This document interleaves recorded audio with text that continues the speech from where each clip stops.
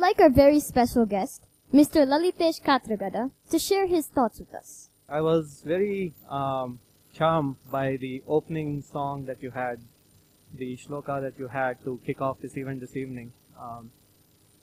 And if you really get that shloka, I think your life is made. Right? It says, Asato ma sadgamaya, tamaso ma jyotirgamaya, mrityo ma amrutam gamaya. And for those who have forgotten your Sanskrit or didn't know, it can mean two things. It can mean from darkness go to light, from untruth go to truth, and from death go to eternity.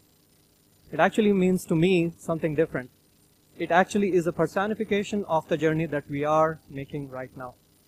The comment made just before the cool ABBA song was that don't forget to be spiritual. There is actually a strong spiritual presence inside each of us which binds us together, which flows through and creates the energy that is this universe.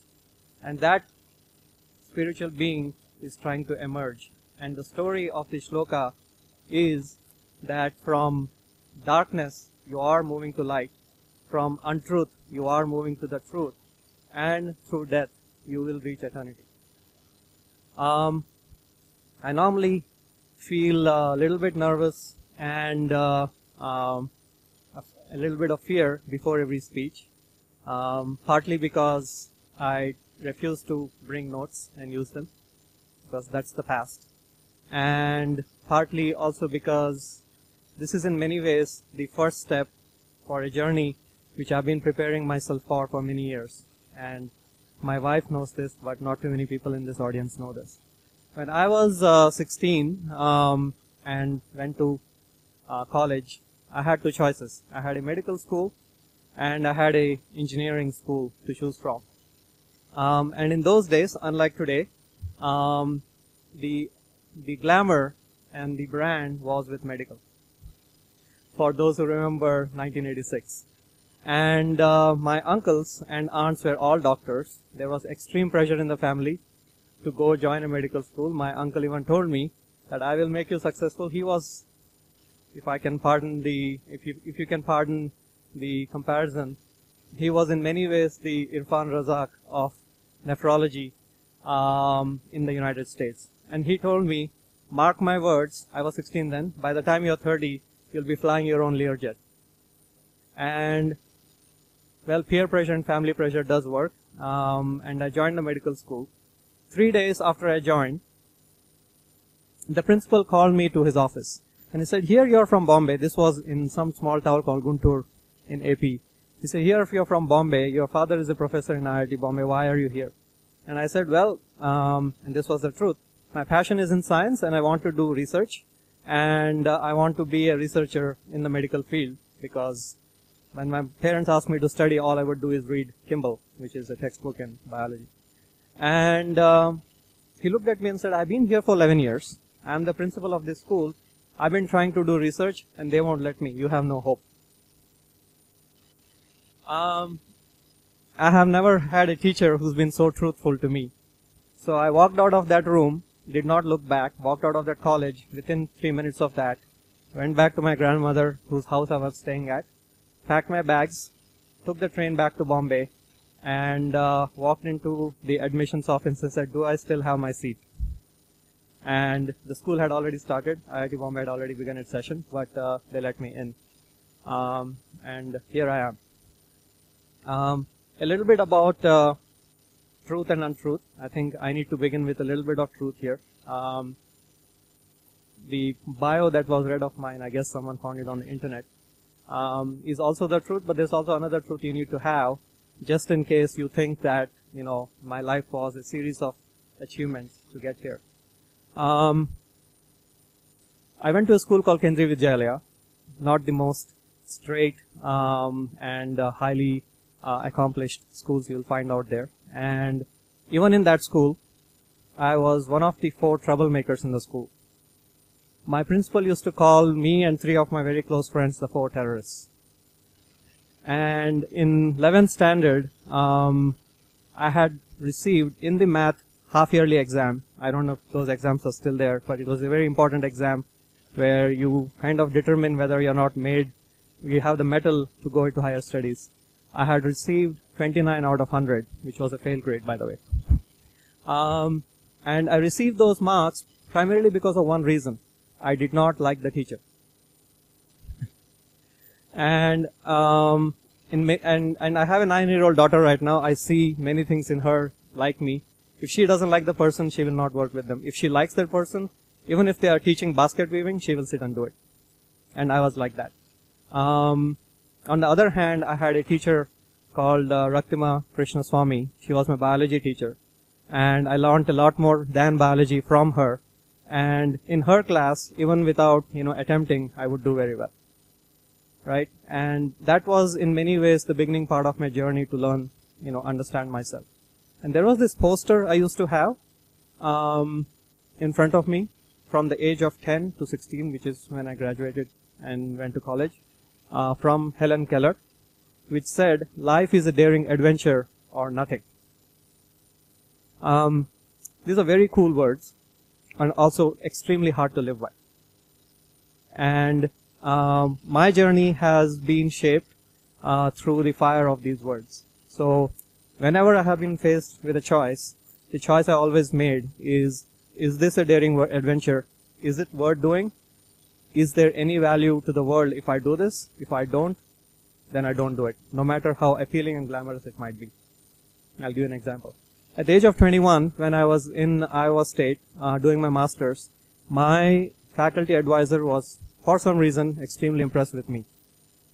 And he said, "Well, you're 21, and if you stay with me by the age of 22, you will have your PhD, and by 23, I'll, because I told him when I entered Iowa State that my dream was to become faculty at one of the universities.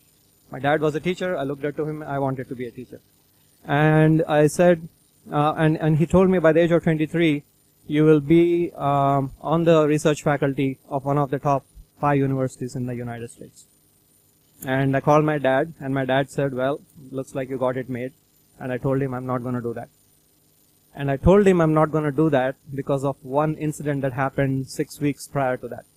I was sitting in this speech, like Inventure brings in distinguished people to have a conversation with you. There was this vice president from Boeing who was an alumni of Iowa State who had come to give a speech on how airplanes are made. And I was an aerospace engineer in those days, thinking of going to robotics. And he described the organizational structure. There were approximately 40,000 engineers designing the 777. And I looked at him, looked inside me, and made the call that if I stick to aerospace, I'll be designing the rivet on the aileron of a plane for the rest of my life. And all these 40,000 engineers, by the way, were PhDs. And I told my advisor I will not do that because I want to be a teacher. But I want to be a teacher of a different kind. I want to teach people how to, make a difference to the world. And I cannot do that not having made a difference to the world myself. And I don't know how long it's going to take me, but I will be on that quest to make a difference because the world needs it. And if I succeed, I might go and become a teacher again. And I opened these comments by saying that this is a first for me. And what this is a first for is this is my first step towards teaching. This is the first time I have chosen to teach.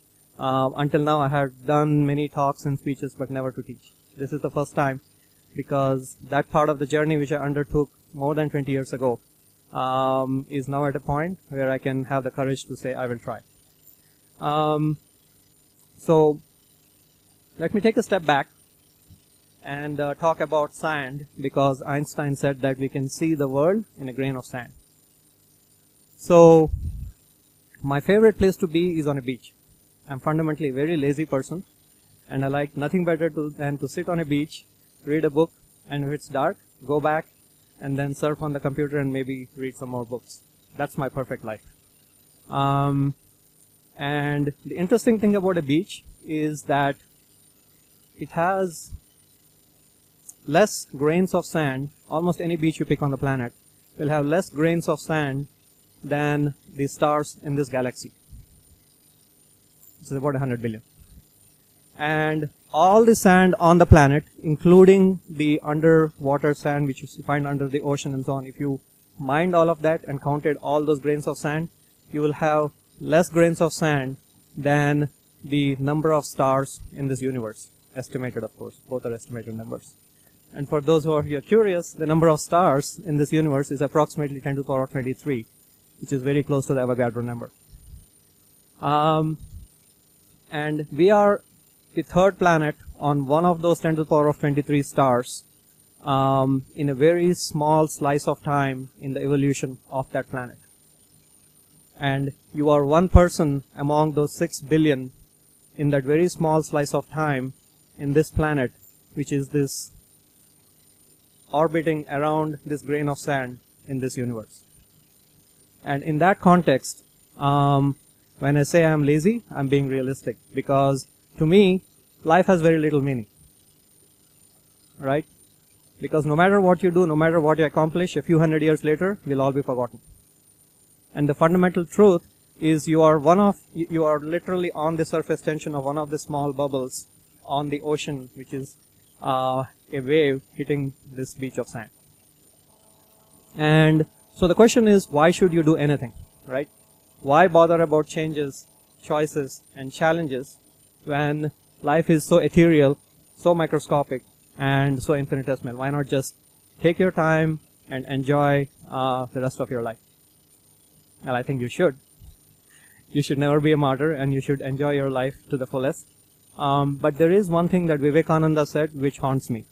And it also haunts me that I saw these images when I was growing up in Bombay of people, literally this, there was this one memory which is seared in my brain.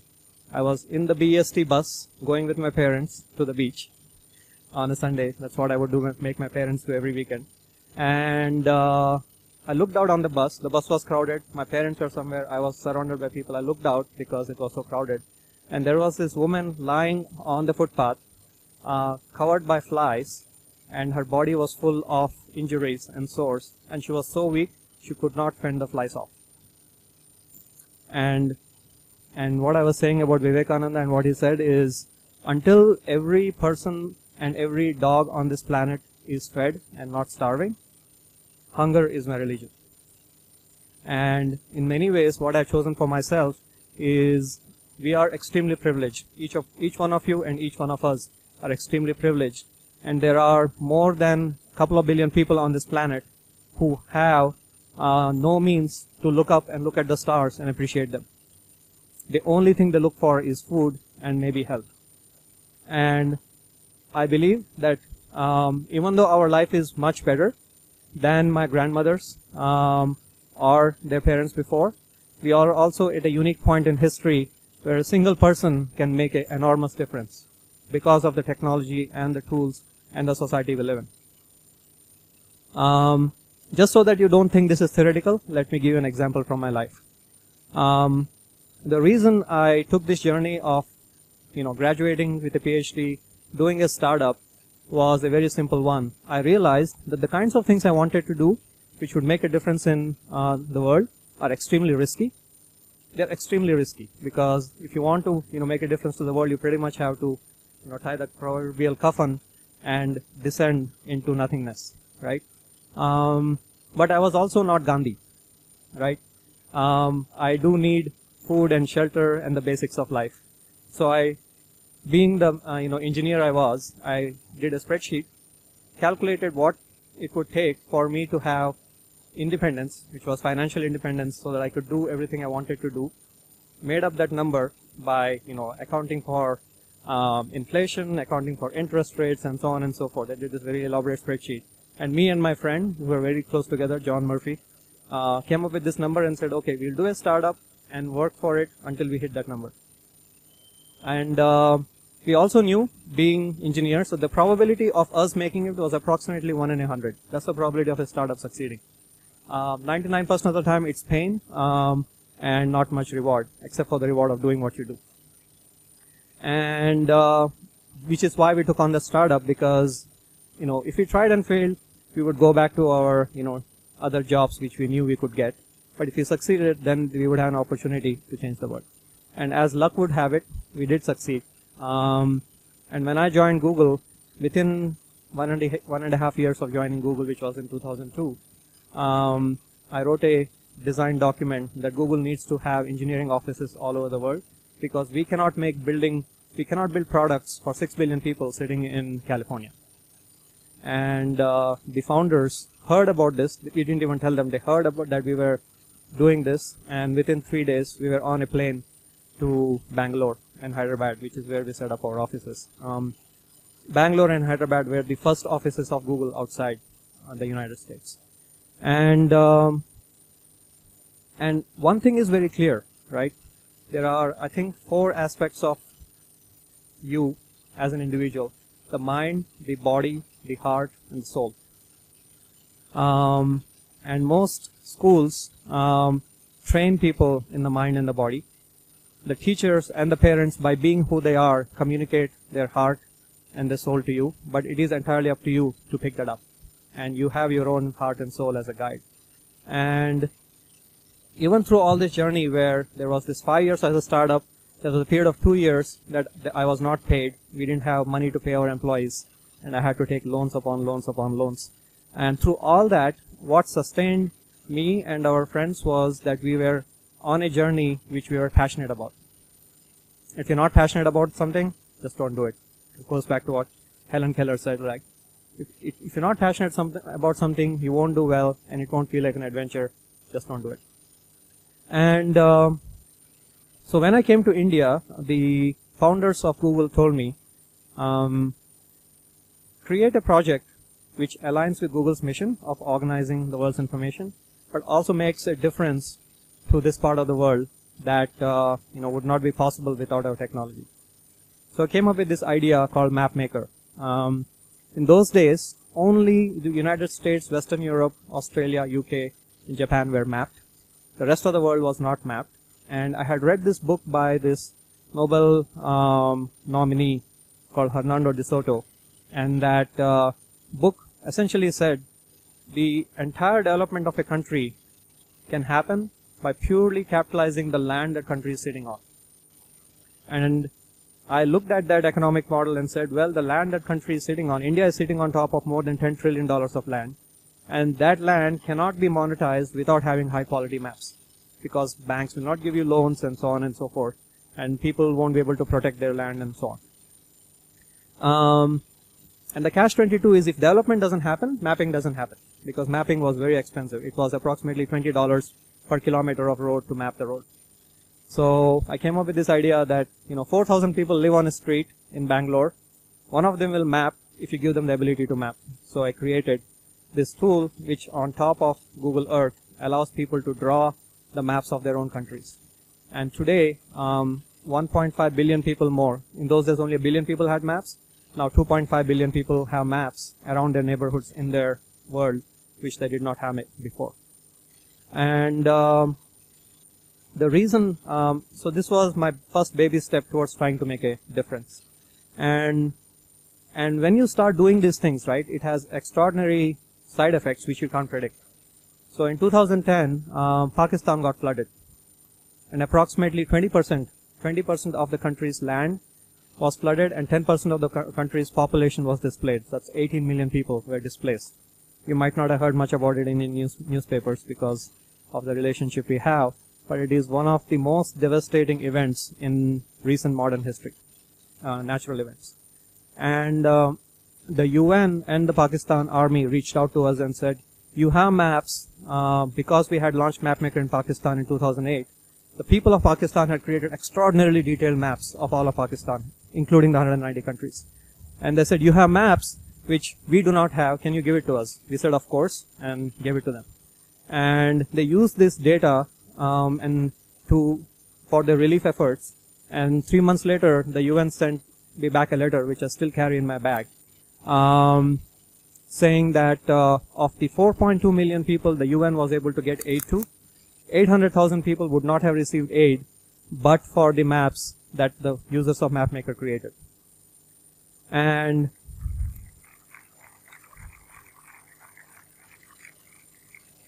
of those, 250,000 people were lives that they had saved. And obviously when I read that letter, it gave me goosebumps. And what many of you don't know is that the 6 years prior to creating that project and making it happen, even the innovators at Google did not believe that this project was possible. This project was cancelled 6 times. I was in a lot of trouble, and I'm a maverick, right? The more people say no, the more I do it, right? That's my character. At some point, there were less than 3 engineers, 3 of us, would come in the morning at 6 in the morning in the office and code until 10 at night, go home and keep doing this for a year until, the maps started coming to life. And that cycle would not have been possible but for me being very clear about, my emotions and being able to do one thing which I think is one of the hardest things for us to do. One of the comments made today was, don't forget about love. And this project would not have been successful but for my understanding of love, whatever understanding of love I had, which is I was very clear that no matter what happened, my parents would love me and that my kids would love me and my wife would be there for me. And when you don't have such a strength inside you, the world will not allow you to, be all you can be. Let me just leave you with a couple of visual examples. Can you play the first one? If you can.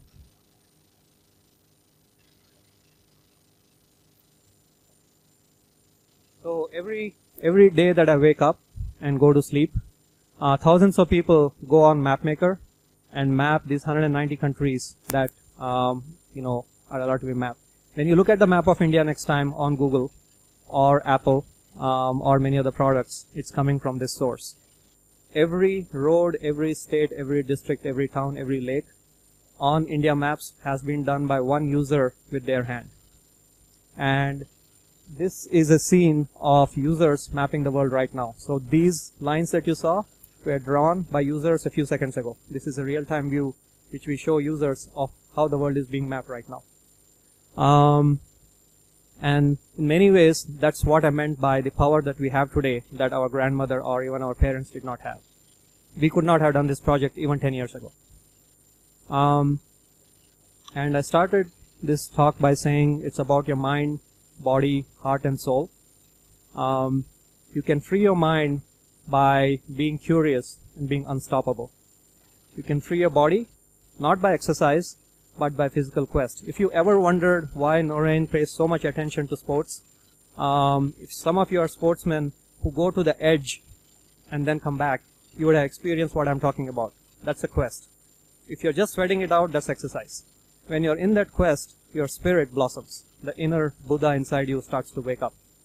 And if next time you are doing that and you're in that zone, look at your emotions. You will find that a lot of things you are unhappy about in that morning, or even like 1 hour ago, you'll not be unhappy about in that moment, because your spirit is stronger in that moment. And that's the body, and then there's the heart. And the heart is open and released when you learn to forgive yourself. The hardest thing to do is to learn how to forgive yourself, because the hardest critics of ourselves are ourselves. And always know that you are more perfect than you realize, and your parents love you completely and without question. And the final part is about the spirit, which is always there. It's very gentle. It does not force itself upon you, and it comes out if you let it. If you just let yourself be, follow your passion, and then chase your dreams, your spirit will open up and it will give you everything that you need to be satisfied and fulfilled and successful. Let me play one segment of a video which will show you that it's not what I'm talking about is not quite entirely fiction. Time from a distance of 70 feet.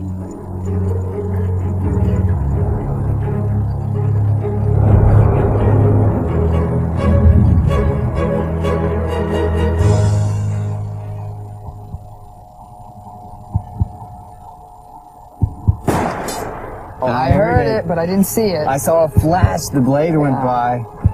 All right, we're going to play back. We're going to play back. Using the slow motion camera, I want to see if Mati-san has achieved the superhuman.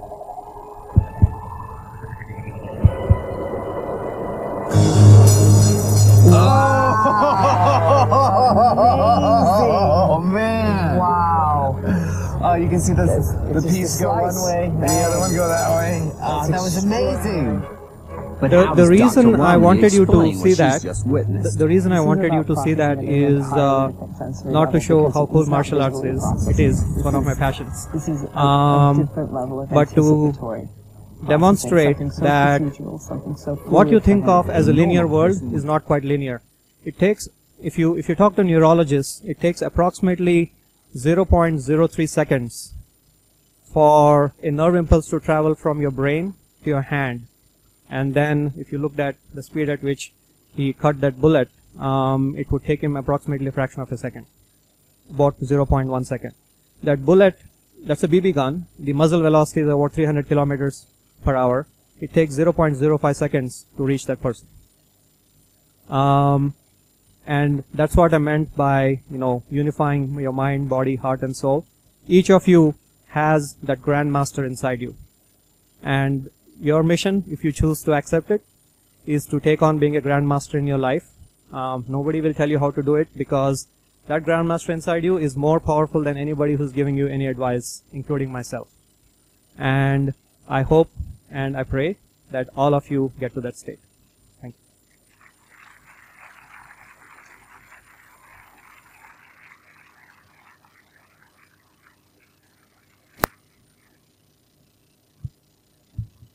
Thank you, sir, for that inspiring message.